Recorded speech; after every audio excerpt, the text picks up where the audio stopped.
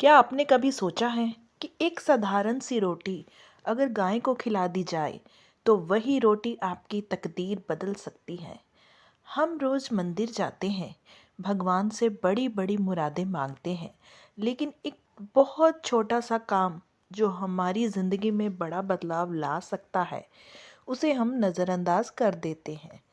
आज की इस वीडियो में मैं आपको वही रहस्यमय बताने वाली हूँ जिसे हमारे शास्त्रों ने और हमारे बुजुर्गों ने सदियों से माना है।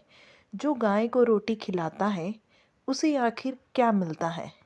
हिंदू धर्म में गाय को सिर्फ जानवर नहीं कहा गया, उसे माता कहा गया है। कहा जाता है कि गाय के भीतर 33 करोड़ देवी देवताओं का वास होता है।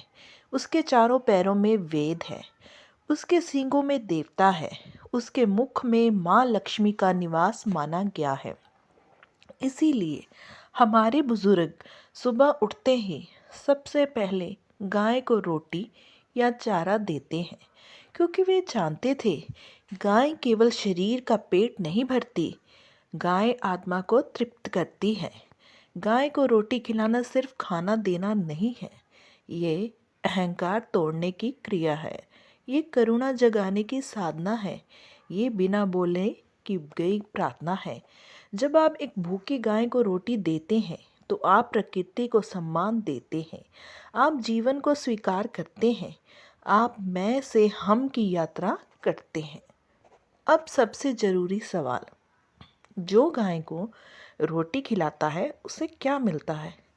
सबसे पहले उसे मिलती है मानसिक शांति।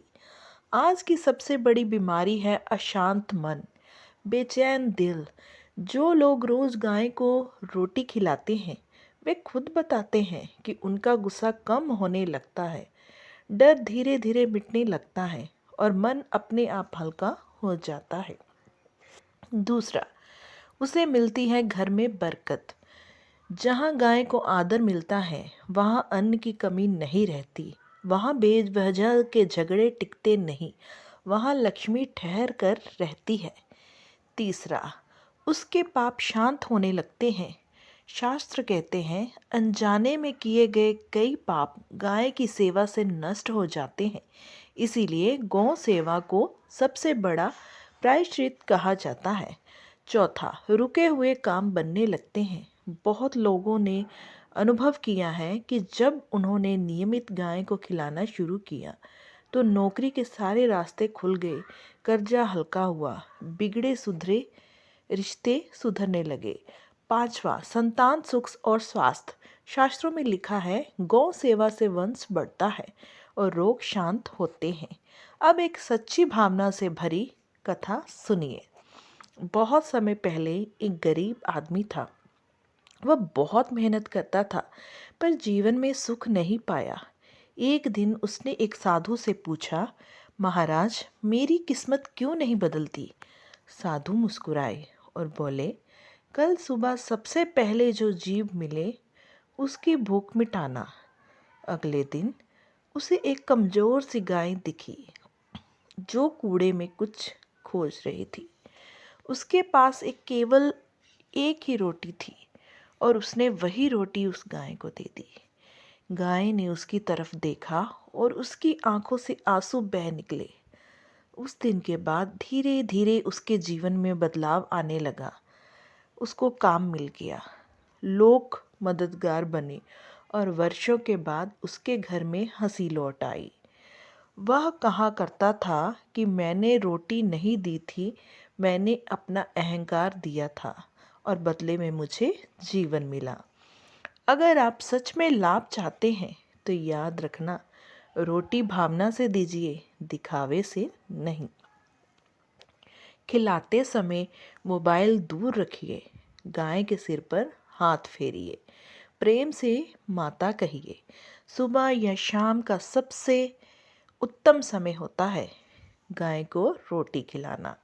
अगर रोटी ना हो तो चारा, सब्जी या आटा भी पुण्य है, क्योंकि खाने से ज़्यादा भाव मायने रखते हैं।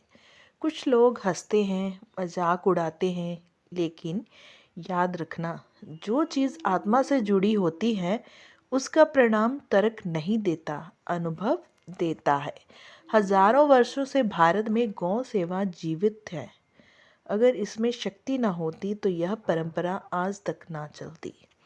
गाय कुछ नहीं मांगती, ना नाम, ना शोहरत, ना दिखावा। वो सिर्फ आपका भाव चाहती है। जो हाथ गाय को रोटी देता है, उसी हाथ में भगवान अपनी कृपा रख देते हैं। जो आँख गाय को प्रेम से देखती है, उसी आँख से जीवन का अंधेरा मिटता है। और जो दिल गाय के लिए पिघलता है, वही दिल सबसे पहले बदलता है। अगर आज आपके जीवन में दुख है, डर है, रुकावट है, तो किसी बड़े उपाय की ज़रूरत नहीं। कल सुबह एक रोटी लेकर जाइए और एक गाय को माँ कहकर खिला दीजिए। शायद वही आपकी नई शुरुआत हो और आपके दिन बदल जाए। नमस्कार।